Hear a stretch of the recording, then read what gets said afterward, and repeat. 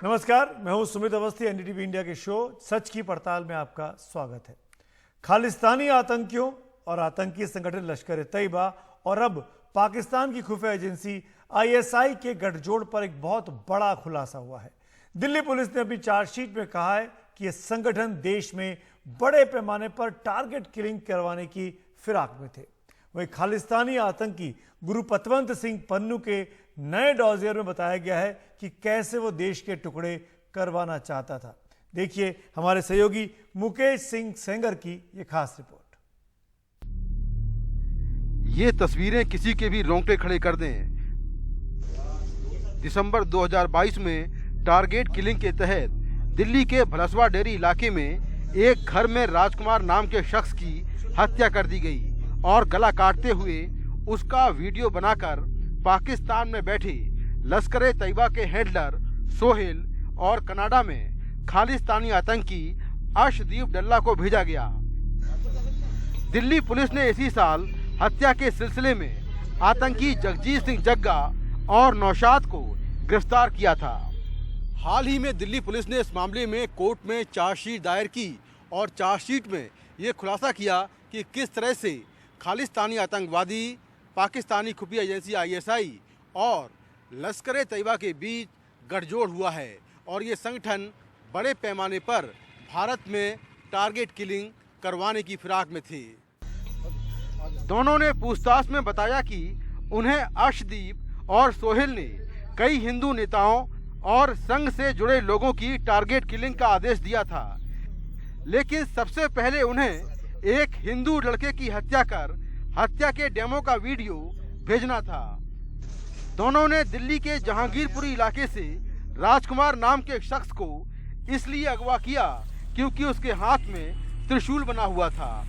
फिर भलसवा डेयरी के किराए के मकान में उसकी गला काटकर हत्या की, हत्या का वीडियो बनाया और उसके शव के 8 टुकड़े कर फेंक दिए। इसके बाद दिल्ली पुलिस ने दोनों को गिरफ्तार कर लिया। आतंकी अर्शदीप डल्ला के डोजियर से खुलासा हुआ कि किस तरह से वो कनाडा में हाल ही में मारे गए हरदीप सिंह निज्जर और सुक्खा दुनिके का बेहद करीबी है। इसके अलावा वो पाकिस्तान में हरविंद सिंह रिंदा और आईएसआई और लश्कर ए तैयबा के लगातार संपर्क में हैं। भारत में उसके खिलाफ 25 मामले दर्ज हैं। वहीं खालिस्तानी आतंकी और अमेरिका से सिख फॉर जस्टिस संगठन चलाने वाला गुरुपतवंत सिंह पन्नू का सुरक्षा एजेंसियों ने एक नया डोजियर तैयार किया है। डोजियर के मुताबिक पन्नू भारत को अलग अलग टुकड़ों में बांटकर कई देश बनाना चाहता है, धार्मिक आधार पर विभाजन चाहता है। वो देश के मुस्लिमों को बहला फुसलाकर एक मुस्लिम देश बनाना चाहता है जिसका नाम वो डेमोक्रेटिक रिपब्लिक ऑफ उर्दुस्तान रखना चाहता है। इसके अलावा वो कश्मीर के लोगों को भी रेडिकलाइज कर रहा है जिससे कश्मीर को भारत से अलग कर सके। डोजियर के मुताबिक पन्नू पर पूरे देश में 16 केस दर्ज हैं, जिसमें 9 केस यूएपीए यानी राष्ट्रद्रोह के तहत दर्ज हैं। ये केस दिल्ली, पंजाब, हिमाचल प्रदेश, हरियाणा और उत्तराखंड में दर्ज हैं। उसे 7 जुलाई 2022 को गृह मंत्रालय ने आतंकवादी घोषित कर दिया था। वो इंडिया गेट पर खालिस्तानी झंडा फहराने वाले को 2.5 मिलियन $US देने की घोषणा कर चुका है। उसने ऐसे पुलिसकर्मी को $1 मिलियन $US देने की घोषणा की जो 15 अगस्त 2021 को लाल किले पर तिरंगा लहराने से रोके। इसके अलावा कई बार वो ऑडियो और वीडियो मैसेज भेजकर भारत की एकता और अखंडता को चुनौती दे चुका है। पंजाब, दिल्ली, उत्तराखंड, हिमाचल प्रदेश और हरियाणा में उसने अपने गुर्गों के जरिए खालिस्तानी पोस्टर और झंडे लगवाने की कई बार कोशिश की। अलग अलग राज्यों में उसके कई गुर्गे गिरफ्तार हो चुके हैं। पन्नू और अर्शदीप के अलावा खालिस्तानी आतंकी लखवीर सिंह रोड़े, हरविंद सिंह रिंदा और लखवीर सिंह लांडा सुरक्षा एजेंसियों के निशाने पर हैं। भारत सरकार डिप्लोमेटिक चैनलों के जरिए या दूसरे तरीकों से खालिस्तानी आतंकवादियों पर नकेल कसने की पूरी तैयारी कर रही है। इसके साथ ही उनके OIC कार्ड भी कैंसिल किए जा रहे हैं। NIA और तमाम एजेंसियां उनके ठिकानों पर भारत में लगातार छापेमारी कर रही हैं। अब देखना होगा कि भारत सरकार के ये कदम खालिस्तानी आतंकवादियों की गतिविधियों को रोकने के लिए कितने प्रभावशाली होते हैं। नई दिल्ली से कैमरामैन सुशील लाठी के साथ मैं मुकेश सिंह सेंगर, एनडीटीवी इंडिया। मुकेश की इस डिटेल रिपोर्ट देखने के बाद आइए दो एक्सपर्ट हमारे साथ जुड़े हुए उनके साथ एक क्विक चैट कर लेते हैं। मेरे साथ सुरक्षा विशेषज्ञ ब्रह्म चलानी साहब है, स्वागत है आपका सर। और आलोक बंसल जी हैं जो कि डायरेक्टर है इंडिया फाउंडेशन के, आपका भी बहुत बहुत स्वागत है आलोक जी। ब्रह्म चलानी जी, मेरा पहला सवाल आपसे है, पाकिस्तान इस मौके का फायदा उठा रहा है, जिस तरीके से कनाडा में तमाम खालिस्तानी सपोर्टर्स मौजूद हैं, उनको सपोर्ट करना, उनको मदद करना, क्या पाकिस्तान भी इसमें अपना फायदा देख रहा है? पाकिस्तान तो शुरू से इन्वॉल्व है। खालिस्तान मूवमेंट के पीछे पाकिस्तान की आईएसआई एजेंसी है काफ़ी समय से, और जो कुछ हो रहा है कनाडा में इसमें आईएसआई का भी हाथ है। जैसे निजर एक ट्रेनिंग कैंप चला रहा था ब्रिटिश कोलंबिया प्रोविंस में, वो ट्रेनिंग कैंप आईएसआई के मदद से निजर ने शुरू किया था। तो आईएसआई का रोल बहुत ही प्रोमिनेंट है खालिस्तान मूवमेंट में। आईएसआई ट्रेनिंग के अलावा फंडिंग देता है खालिस्तान मूवमेंट को, और कई किस्म की मदद मिलती है खालिस्तानियों को आईएसआई से जी। और एक सवाल मैं आलोक जी से लेता हूं, फिर लौटता हूं आपके पास।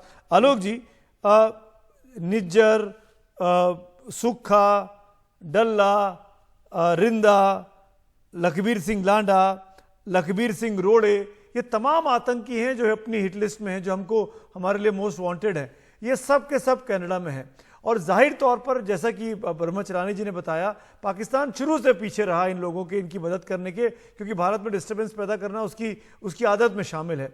अब ऐसे में कनाडा को कैसे टैकल किया जाए और पाकिस्तान को कैसे मैनेज किया जाए? देखिए, जहां तक सवाल ये आतंकवाद का है, पाकिस्तान की आईएसआई शुरू से जुड़ी रही है। और जहां तक सवाल कनाडा सरकार के रवैये का है, ये काफी निंदनीय रहा है। अगर आप देखें, कनिष्का बॉम्बिंग देखें, जो कि दुनिया में 9/11 से पहले सबसे बड़ा एविएशन आतंकवादी हमला था। और अगर आप उस घटना को देखें, एक व्यक्ति को छोड़कर, रायत को, जिसको कि कुछ सालों की सजा हुई, जितने भी मास्टरमाइंड थे सबको छोड़ दिया गया। परमार वगैरह जो, वो सब आईएसआई के साथ जुड़े हुए थे उस वक्त भी। तो कनाडा सरकार जो है, उसका जो रवैया है, उसका जो काम करने का तरीका है, वो बहुत ही दुर्भाग्यपूर्ण रहा है। और मेरे ख्याल से भारत ने जिस तरीके से अब कनाडा के साथ रवैया किया, जो स्ट्रॉन्ग आर्म टैक्टिक्स हमने अपनाई है, वो महत्वपूर्ण है। और जिस तरीके से आईएसआई इन आतंकवादियों के समर्थन कर रही है, उसी तरीके से मेरे ख्याल से भारतीय सुरक्षा एजेंसियों को भी उनको काउंटर करने के लिए कदम उठाने चाहिए, और शायद उठा रही है, ऐसा मुझे लगता है। तो भारत तो जिस तरीके से डील करना है वो कर रहा है, लेकिन कनाडा के अंदर। चलानी साहब, ठीक है, चलानी साहब, ये जो गुरु पतवंत सिंह पन्नू है, इसका जो नया डॉजियर तैयार किया गया है, इसमें दो चीजें मुझे बहुत परेशान कर रही हैं। एक तो ये उसका ये कहना कि वो हिंदुस्तान के मुसलमानों को बहला फुसलाकर एक अलग मुल्क के लिए उनको उकसा रहा है कि अलग मुसलमान जो है वो हिंदुस्तान से अलग हो जाए, और उस देश का नाम वो डेमोक्रेटिक रिपब्लिक ऑफ उर्दुस्तान रखना चाहता है। वो कश्मीर में भी रेडिकलाइज करने की, कश्मीर के यूथ को रेडिकलाइज करने के लिए तमाम वीडियो बना चुका, हम सब ने देखा है। ऐसे में जब भारत ने उसको आतंकी घोषित कर दिया है, फिर क्यों कनाडा पन्नू को पकड़ने में हमारी मदद नहीं करता? पन्नू एक अमेरिकन कैनेडियन ड्यूल सिटीजन है। वो वैसे रहता है न्यूयॉर्क में और कनाडा में रेगुलरली जाता है। वो निजर का लॉयर था, तो लॉयर है बाय ट्रेनिंग, मगर है टेररिस्ट। आईएसआई का रोल तो सभी जानते हैं, मगर जो खालिस्तानी कनाडा और यूएसए में बसे हुए हैं और ब्रिटेन में, इनके पीछे वेस्टर्न इंटेलिजेंस एजेंसी भी इन्वॉल्व हैं। ये वेस्टर्न इंटेलिजेंस एजेंसी इन प्रोमिनेंट खालिस्तानीज को प्रोटेक्ट कर रही है। ये पन्नू को कौन प्रोटेक्ट कर रहा है? American intelligence agencies. अब आज एक खबर आई है कि जब ये निजर मारा गया था जून में, उसके बाद अमेरिका की FBI एजेंसी ने जो बड़े खालिस्तानी हैं कैलिफोर्निया में, उनको वार्न किया था कि अब उनकी बारी भी आ सकती है, तो उनको प्रिकॉशन लेनी चाहिए। तो इस तरह से लगता है कि FBI इन्हीं बड़े टेररिस्ट को शील्ड कर रही है अमेरिका में। और पन्नू, जिसने रिसेंटली हिंदू कैनेडियंस को ऑर्डर किया था कि आप कनाडा से निकलिए, उसके खिलाफ अमेरिका ने कोई एक्शन नहीं लिया, कनाडा भी कोई एक्शन नहीं ले रहा पन्नू के खिलाफ। तो ये जो प्रॉब्लम है जो हो रहा है कनाडा और इंडिया के बीच में, ये प्रॉब्लम सिर्फ कनाडा और इंडिया के बीच का प्रॉब्लम नहीं है। इसमें अमेरिका, ब्रिटेन, ऑस्ट्रेलिया, न्यूजीलैंड, ये जो 5 इंग्लिश स्पीकिंग कंट्रीज है ना, एंग्लोस्फीयर बोलते हैं, एंग्लोस्फीयर, ये 5 कंट्रीज का प्रॉब्लम है जो हिंदुस्तान के लिए एक बड़ा प्रॉब्लम हो गया है। मैं समझ सक रहा हूं आप जिस बात की ओर इशारा कर रहे हो, किस तरीके से इस बड़ी प्रॉब्लम से हमको मिलकर जूझना होगा। वक्त की कमी है। शुक्रिया अदा करूंगा आलोक जी आपका भी और ब्रह्मचरानी जी आपका भी एनडीटीवी इंडिया के साथ जुड़ने के लिए। लेकिन ये प्रॉब्लम जो कनाडा के साथ शुरू हुआ है खालिस्तानियों को लेकर, इसको रिजॉल्व करने के लिए भारत सरकार को जो अपनी कोशिशें हैं, जो प्रयास है, उसको और तेज़ करना होगा ताकि सिचुएशन जो है वो हालात काबू में लाए जा सके। ये तमाम मेहमानों का शुक्रिया अदा करूंगा और इसके साथ ही वक्त हो रहा है ब्रेक का, लेकिन एनडीटीवी इंडिया पर खबरें जारी हैं।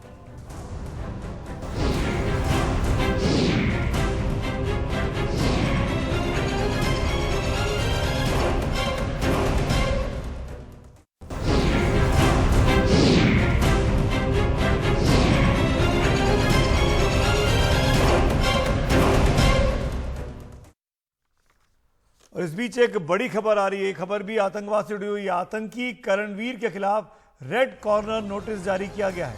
आतंकी करणवीर के खिलाफ रेड कॉर्नर नोटिस जारी हुआ। इंटरपोल ने ये रेड कॉर्नर नोटिस जारी किया है। बताया जाता है कि करणवीर सिंह बब्बर खालसा गुट से जुड़ा हुआ है। करणवीर के बारे में बताया जाता है कि फिलहाल वो पाकिस्तान में हो सकता है। जो सूत्र है वो इस तरह की खबर देते हैं कि करणवीर सिंह, जिसके खिलाफ इंटरपोल ने नोटिस जारी किया है, वो पाकिस्तान में हो सकता है। वो वाधवा सिंह और रिंदा का करीबी बताया जाता है करणवीर को। और करणवीर सिंह के खिलाफ कई आपराधिक मामले पहले से ही दर्ज हैं।